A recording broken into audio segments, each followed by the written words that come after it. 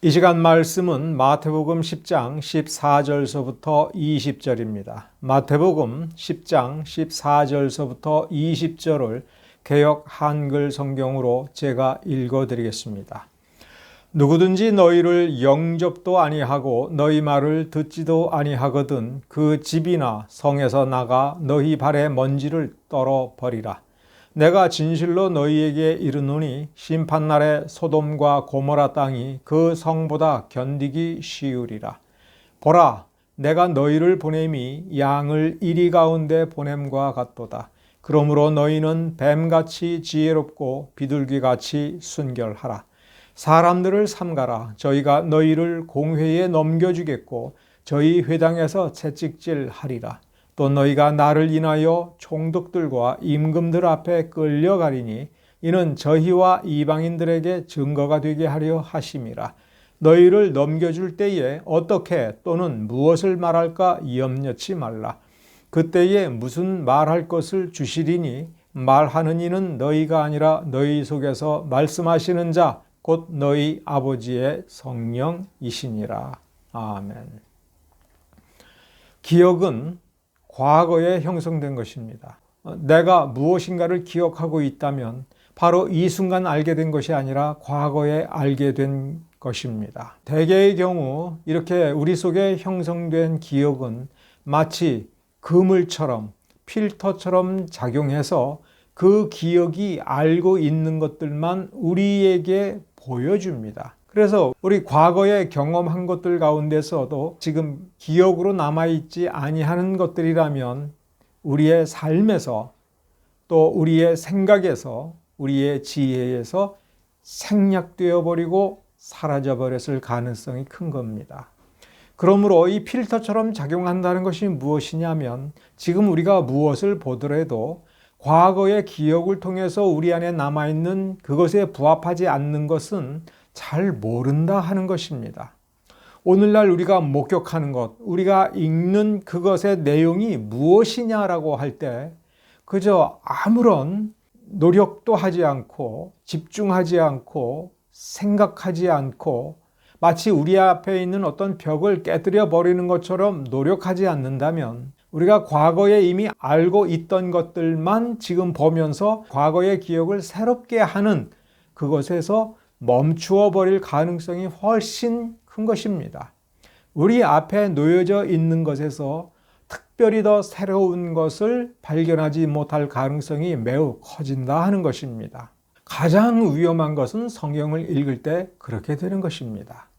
그래서 우리가 교회에 처음 다니고 이것이 믿는 것이구나, 믿는 것은 이렇게 하는 것이구나 라고 하는 것을 형성하여 배워서 신앙이 굳어질 때 그때 경험한 그 원리, 그 내용을 가지고 계속해서 성경을 읽는다면 수십 번을 읽어도 우리가 처음 신앙을 배울 때에 배우고 익히고 머릿속에 기억으로 남겨둔 그것만이 반복해서 우리 눈에 띈다 이것입니다. 우리 귀신론이라고 하는 이단 사설이 있습니다.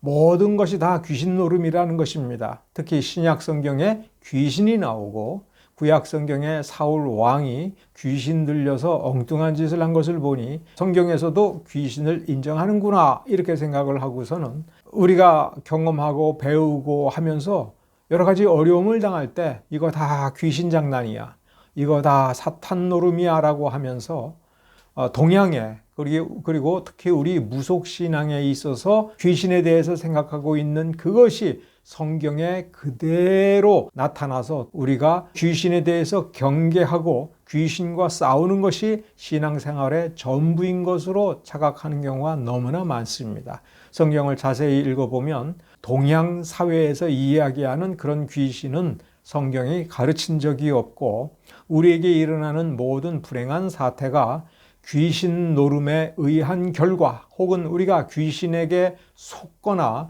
우리가 잘못해서 잘못 믿어서 잘못 깨달아서 혹은 우리가 무슨 영역이 없어서 귀신의 힘에게 제압을 당하고 귀신이 들려서 우리가 원하는 대로 살지 못하고 귀신이 원하는 대로 우리가 놀아나는 것은 아닌가라고 하는 그런 귀신론의 빠지게 되는 경우, 바로 그 사람은 아무리 성경을 읽어봐도 성경에 귀신 노름밖에 보이지 아니할 것입니다. 완전히 우리의 기억 속에서 귀신에 대한 이야기, 귀신에 대한 무속적인 관념을 깨끗이 제거해내지 않고서는 이 귀신론이라고 하는 착각에서 우리가 벗어날 수가 없는 것입니다. 건전한 신앙생활에는 신학이 필요 없다. 그저 목사님이 시키는 대로만 믿고 목사님이 원하는 대로만 하면 된다라고 생각하고 평생을 그렇게 수십 년 동안을 신앙생활을 해온 사람일 경우 마찬가지가 되는 것입니다. 능력만 있으면 된다는 강한 확신을 가지고 있는 경우도 마찬가지입니다.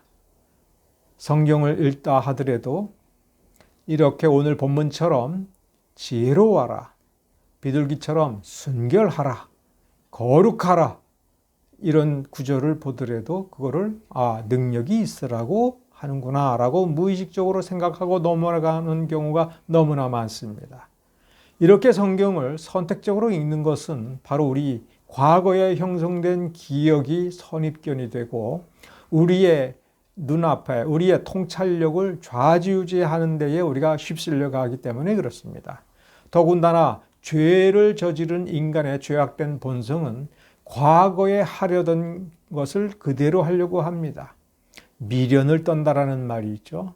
그 미련이라는 게 뭐냐면 과거에 실패했음에도 불구하고 오늘 어떤 위기 상황이 반복이 될 때, 누군가가 다가와서 다시 한번 꼬일 때에 분명히 자기가 몇 번씩 과거에 큰 실패를 한 일임에도 불구하고 그 일을 다시 저지르고 그러면서도 이번에는 안 그렇겠지라고 막연히 생각하는 경향이 바로 이 경향 때문에 그렇습니다.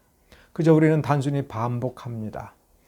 그전 대표적인 것이 추수감사절도 마찬가지입니다. 하나님께 감사하는 것이 꼭 필요한 일이고 성경에서 가르치는 것이지만 추수감사절이라고 하는 절기는 성경에서 가르치지 않고 미국의 개척자로 건너갔던 유럽 사람들이 미국 땅에서 살아남으면서 1년을 지나고 첫 수확을 거두어서 하나님께 드리는 특별한 행사를 한 것이 우리가 지금 기념하고 있는 추수감사절 절기인 것입니다. 이 절기의 본질을 잘 파악해서 그렇더라도 우리 민족이 우리 사회에서 낳고 자란 우리가 예수를 믿고 거듭난 자로서의 삶을 잘 살고 있어서 특별히 날을 정해서 하나님께 감사의 예배를 드려야겠다라고 할 때에 우리는 성경을 샅샅이 연구하고 검토하여서 우리가 우리답게 신자답게 성경의 정신을 그대로 구현하는 성경적 감사의 절기를 우리가 어떻게 드리면 될 것인가에 대해서 서로 의견을 합하고 뜻을 정하고 방법을 구체적으로 아주 간초하게 해서 정말 하나님께서 보시기에도 너희는 참으로 감사할 줄 아는구나.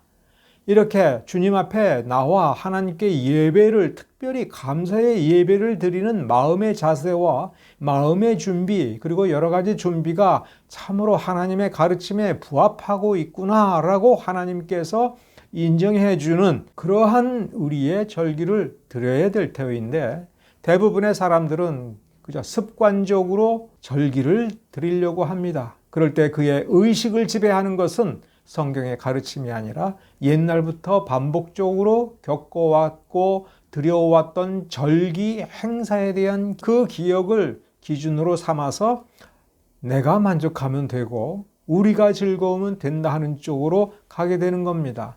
이를테면 유아 세례도 마찬가지입니다. 옛날부터 드려왔으니까 라고 단순하게 생각을 하지 이 유아 세례가 우리가 믿고 고백하고 무엇보다도 성경이 가르치는 구원받은 자에 합당한 그 의식, 성경이 인정하는 의식에 얼마나 부합할까 이것을 고민하면서 우리가 어쩔 수 없이 유아 세례를 드린다 할 때에 과연 우리가 무엇에 부딪히는가, 과연 무엇을 삼가해야 될 것인가에 대해서 깊은 반성을 성경 그 자체로부터 할 줄을 아는 그러한 것에 숙달되지 않는다면 유아 세례는 단순히 다른 사람이 드리니까 또 우리의 앞 세대가 드렸으니까 우리는 그것을 보고 기억해 두었으니 그 기억에 합당하게 행한다.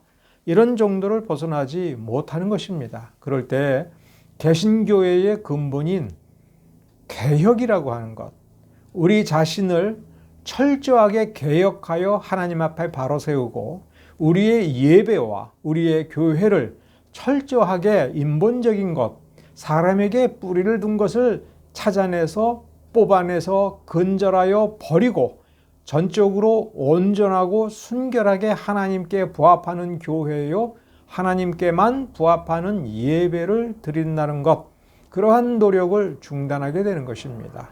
다시 말하면 우리의 기억을 너무 신뢰하면 안 됩니다.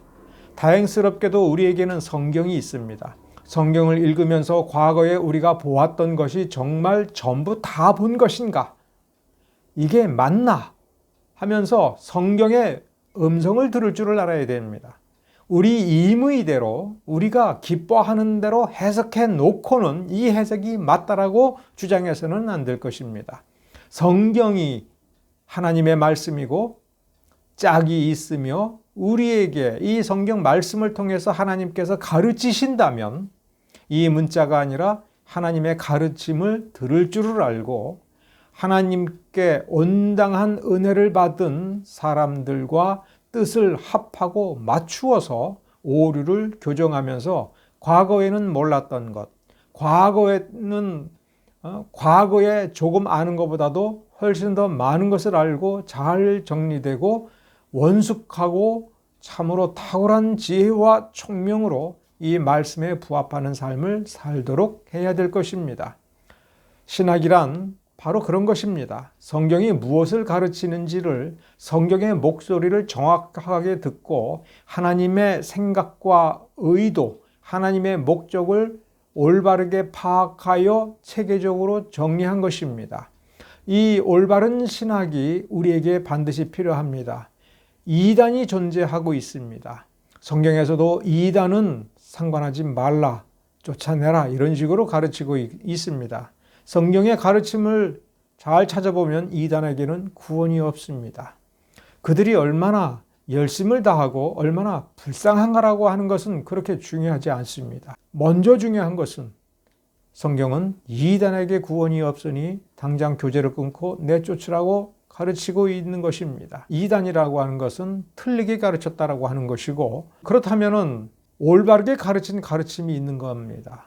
틀렸다고 해서 이단이 아니지만 올바른 것을 찾는 노력이 없으면 위태로운 것입니다. 복음이란 무엇입니까? 예수 믿고 천국 가는 것이 맞다 하지만 예수 믿고와 천국에 간다라고 하는 것의 본질을 들여다보면 예수 믿는 그 사람은 도대체 누구이며 어떤 사람이 되어야 될 것이며 어떻게 변화가 되어야 될 것인가에 대해서 성경은 굉장히 많은 말을 하고 있습니다.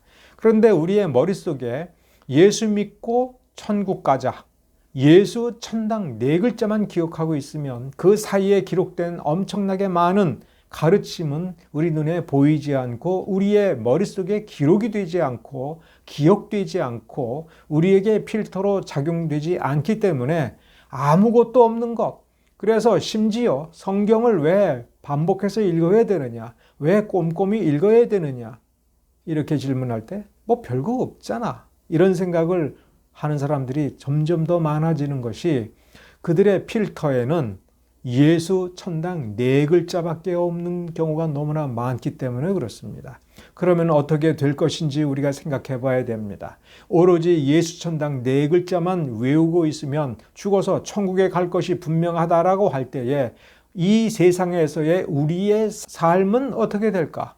우리가 예수를 믿고 사는데 우리의 인격은 어떻게 되어야 될까라고 할 때 성경이 가르치는 모든 내용은 삭제되고 눈에 보이지 않게 되며 그 삶을 조금 더 누려보지 못하는 위험성이 있는 것입니다. 복음이 들어온 결과, 복음을 믿고 고백하여 그 복음을 자신의 삶으로 옮기는 결과, 이제 복음의 참된 능력이 그 인격에 먼저 나타나서 그 사람의 삶으로 하나님의 살아계심과 하나님의 능력이 표현될 것입니다. 우리는 그 부분에 주목을 해야 됩니다. 마태복음 10장은 예수님께서 제자들을 파송하는 장면입니다. 이렇게 보는 것은 우리가 늘 이 마태복음 10장은 예수께서 제자들을 파송하는 장면이다라고 기억해 두었기 때문에 자연스럽게 그렇게 기억이 살아납니다. 그런데 제자의 관점에서 놓고 보면 제자가 예수님을 쫓아다니면서 예수님의 가르침을 그저 배우는 학생의 신분에서 제자다운 제자, 즉 스승이신 예수님을 대신하는 그 사역자의 삶을 시작한다는 관점에서 이 제자를 바라보면 이제 제자의 공생애가 시작이 되는 장면입니다. 그러면 마태복음 4장에 보면 예수님께서 공생애를 시작하는 장면에서 마귀의 시험을 받으시는 장면이 바로 떠오릅니다. 그러니까 우리는 마태복음 10장 오늘 우리의 본문을 읽을 때에 여기 이런 내용이 있구나 이것만 생각하지 말고 다시 마태복음 4장에서 예수님께서 공생애를 시작한다면 마태복음 10장에서 제자들의 공생애가 비록 걸음마 단계이고 주님께서 임시적으로 잠깐 동안만 해보라 라고 했지만 그래도 분명히 예수님 없이 예수님의 복음을 전파하고 천국이 가까이 왔다라고 하면서 그들에게 구원과 하나님 나라에 대하여 증거하기 시작했다라고 한다면 분명 제자들의 공생애입니다. 비록 이것이 제자들을 훈련시키는 임시적인 것이라 할지라도 14절 오늘 우리가 읽은 본문의 첫 구절을 보면 누구든지 너희를 영접도 아니하고 너희 말을 듣지도 아니하거든 그 집이나 성에서 나가 너희 발에 먼지를 떨어버리라. 아주 진지하게 우리 주님께서 가르치지 않습니까? 제자들에게 이것은 연습이니까 너희들이 실패하든 사람들이 너희를 믿든 안 믿든 이건 다 연습이니까 채점에 안 들어가 이렇게 말씀하시는 것이 아니라 이것은 비록 너희들을 훈련시켜 주는 거지만 지금 너희들이 무슨 일을 하는 것인지 너희의 말을 듣는 사람들의 운명이 어떻게 결정되는지 이건 매우 심각한 것이다라고 예수님께서 가르쳐주고 계시는 것입니다. 15절을 보면 더욱 심각합니다. 내가 진실로 너희에게 이르노니 심판날에 소돔과 고모라 땅이 그 성보다, 즉 어떤 성이요? 지금 이 제자들의 증거를 받아들이지 않는 그 땅, 그 마을, 그 성읍이 소돔과 고모라 땅이 받은 심판보다도 더 혹독하고 더 엄중한 심판을 받을 것이다라고 예수님께서 분명히 선고하십니다. 아주 심각한 사명이니 이 제자들은 지금 연습하러 간다. 훈련받으러 간다. 이제 제자다운 게 무엇인지 맛보기 하러 간다. 이렇게 생각해서는 되지 않습니다.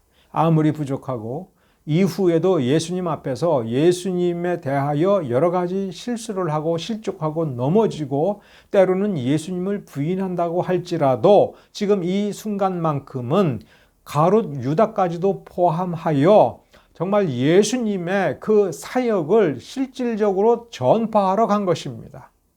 복음을 증거하고 복음의 살아있음과 그리고 이 복음을 영접하는 그들에게 참된 구원을 전하여 주러 가는 것입니다. 소돔과 고모라 땅이 그 성보다 더 견디기 쉬울 것이다. 그러니까 그 성은 소돔과 고모라 땅보다도 더 혹독한 심판을 받을 것이다 라고 이야기할 때 우리는 또 예전의 습관처럼 소돔과 고모라, 멸망과 심판, 심판과 멸망 이렇게 글자들만 기억하고 그 글자가 연상시켜주는 사건만 기억해서는 아니 됩니다. 지금 이 본문, 우리 오늘 읽은 14절 앞부분서부터 22절 이 부분까지는 크게 3단계로 진행하고 있습니다. 그 3단계의 첫 뿌리가 심판에 대한 이야기인 것입니다. 그리고 그 두 번째 단계가 16절서부터 내가 너희를 보냄이 양을 이리 가운데 보냄과 같도다. 이게 2단계인 겁니다.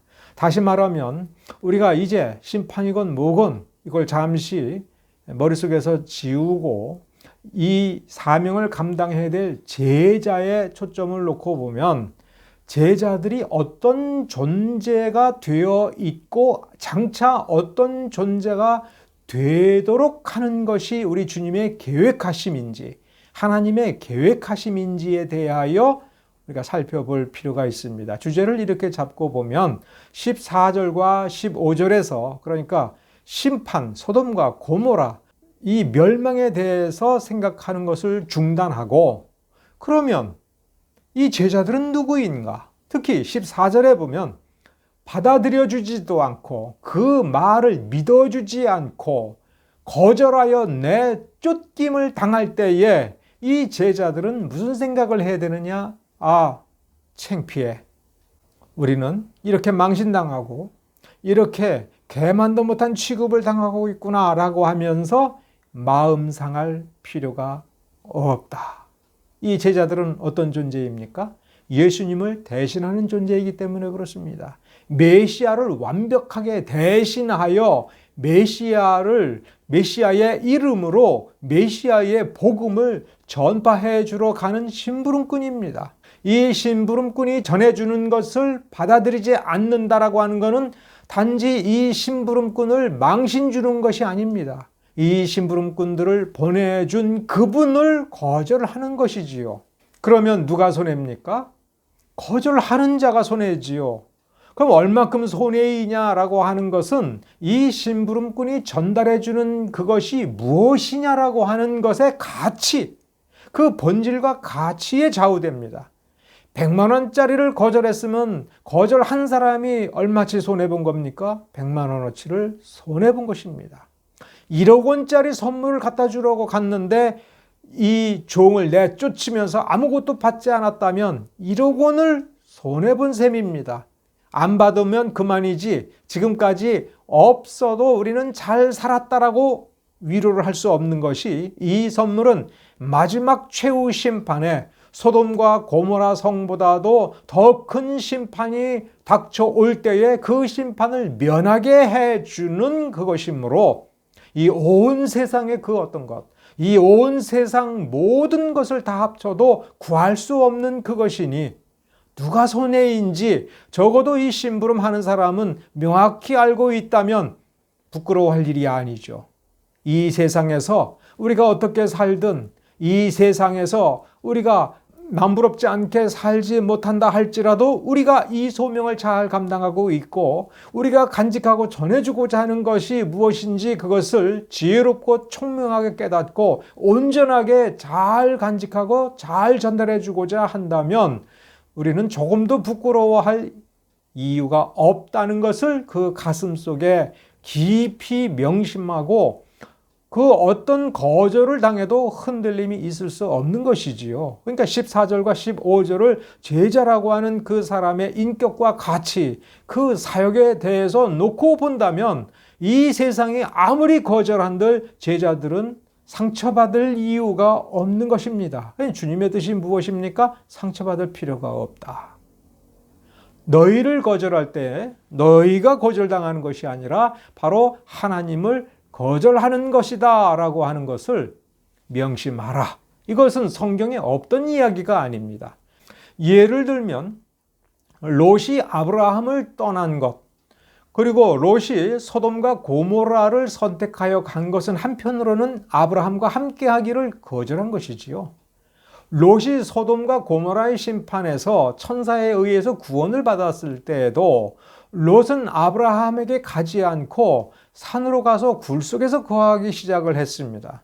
그러면서 모압과 암몬 자손이 이 롯과 그 두 딸을 통해서 나왔는데 결국 롯과 그의 혈족들은 아브라함을 거부한 것입니다.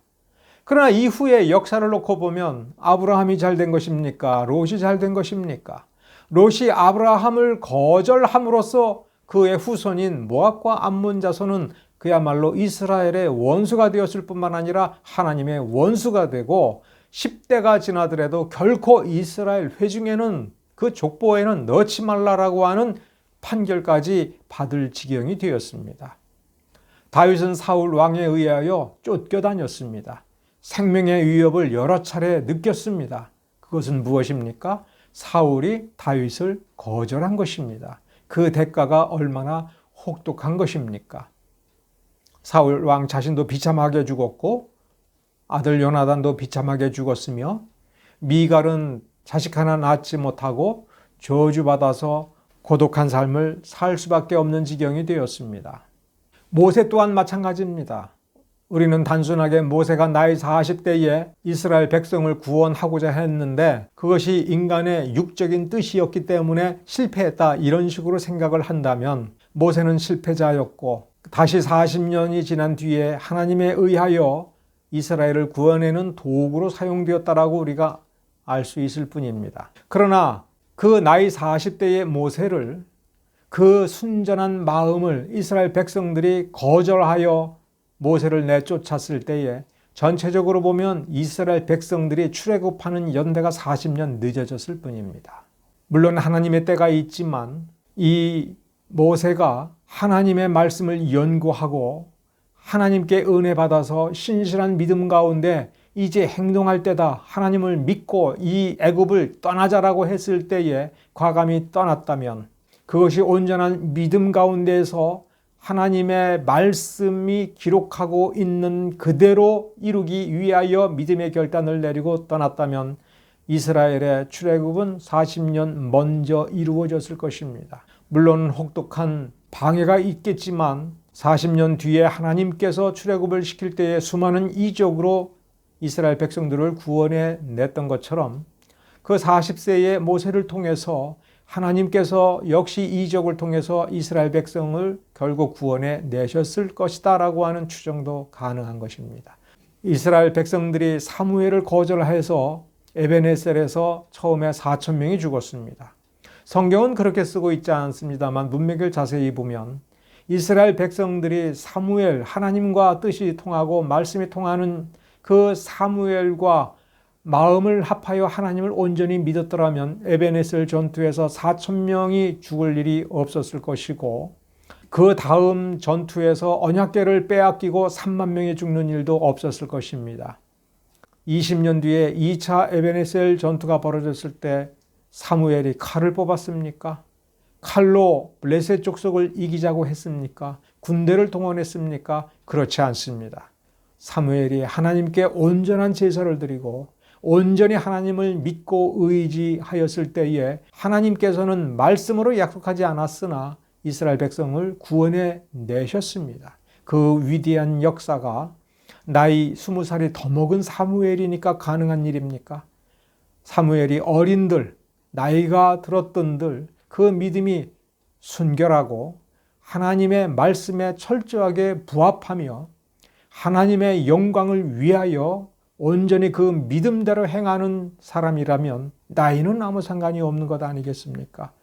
거절할 때 악을 거절하는 것은 상관이 없지만 하나님을 거절하고 복음을 거절한다면 거절당하는 사람이 상처 입을 필요가 없습니다. 하나님의 의를 행하다가 고난을 받았을 때 슬퍼할 이유가 없습니다.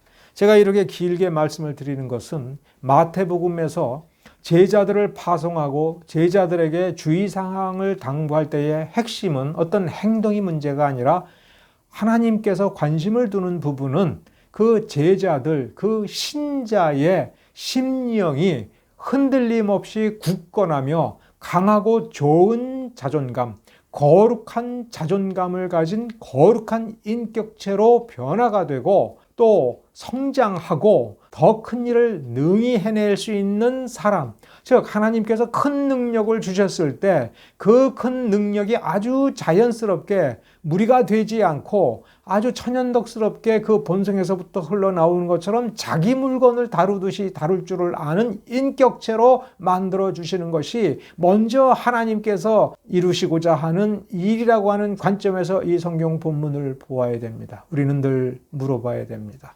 내가 복음을 가지고 있느냐? 좋습니다.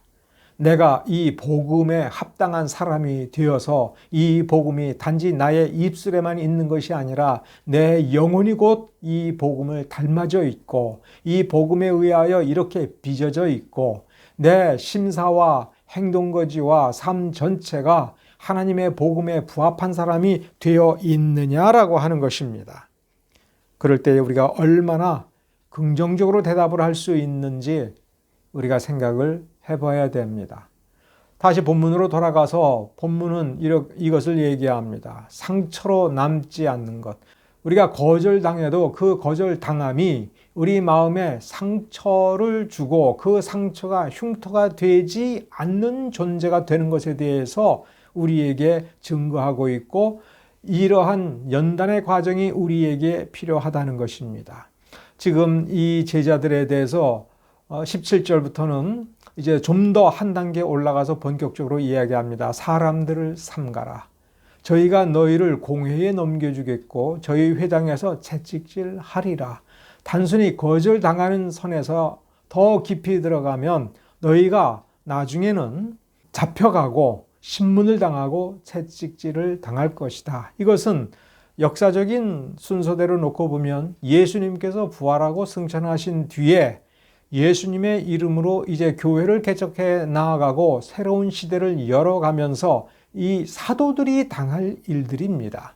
우리 모두는 이런 일을 다 골고루 함께 나누어서 받지를 않습니다. 우리 시대에도 어떤 사람은 이런 일을 당하겠지만 일반적으로 당하는 사건은 아닙니다. 그러나 제자들은 하나같이 이런 일을 당했습니다. 그러면 채찍질을 당하고, 그래서 심각하게 부상을 당하고, 그래서 몇 날 며칠이고 고통스럽게 괴로워할 때에도 그 영혼은 상처받지 않고 즐거움과 기쁨 가운데 하나님을 찬양할 수 있는 그 단계로 들어가겠다라고 얘기하는 것입니다.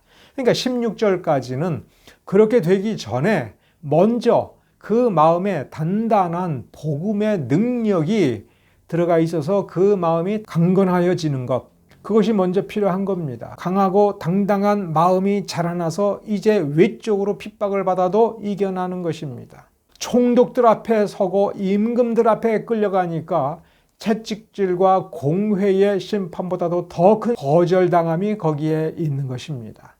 그것을 놓고 보면 사람들을 삼가라 라고 할 때에 그것은 이 제자들이 당면하게 될 세상 전체가 이 제자들이 한 개인, 한 사람이 아니라 복음을 증거하는 사람으로서 이 온 세상의 제자들을 어떻게 대할 것인가를 이야기하는 것입니다.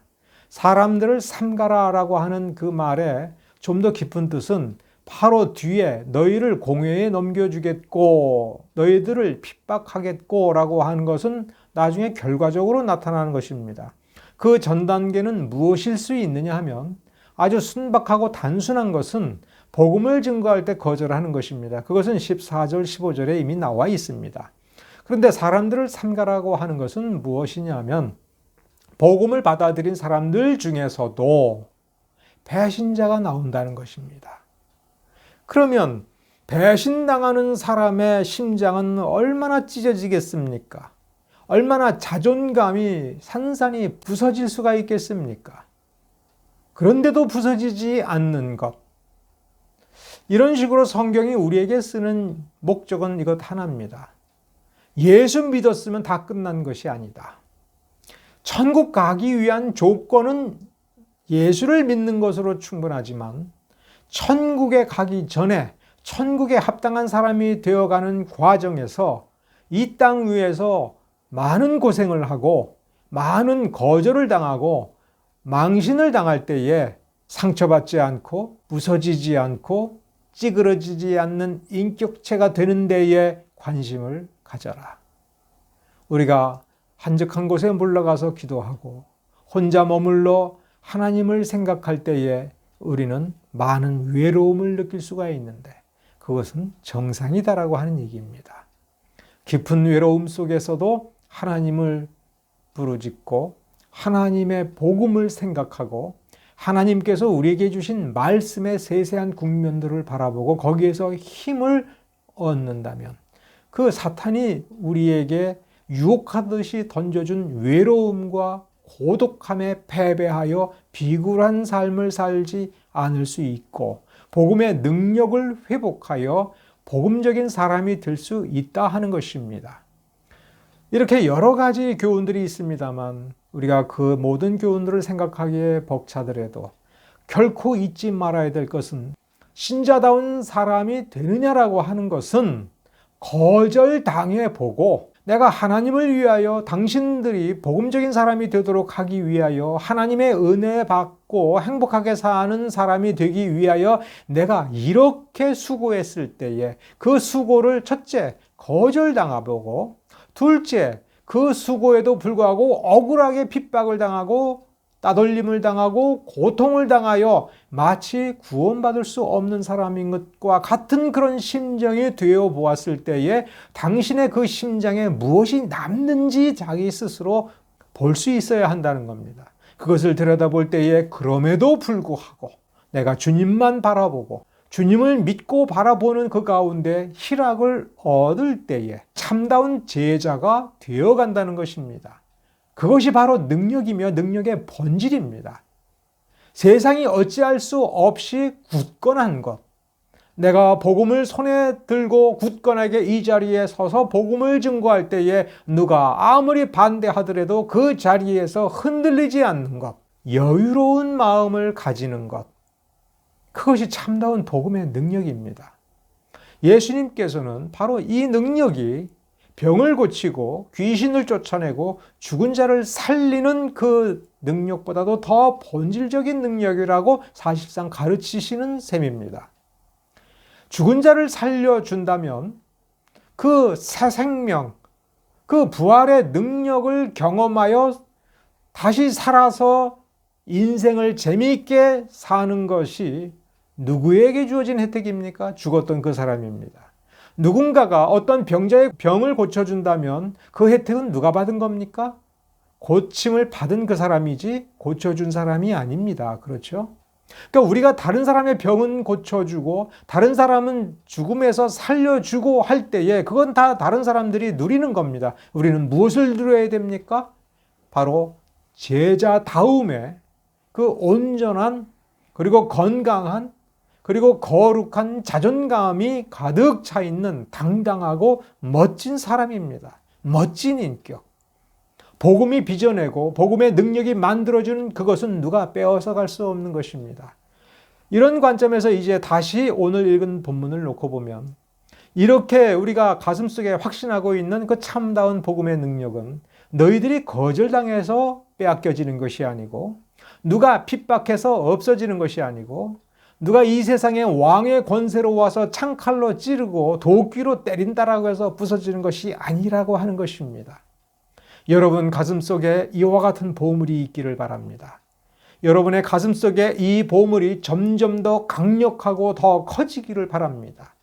세상이 감당할 수 없을 정도로 강력하여지고 능력이 발휘되어서 겉으로 드러나기를 소망합니다.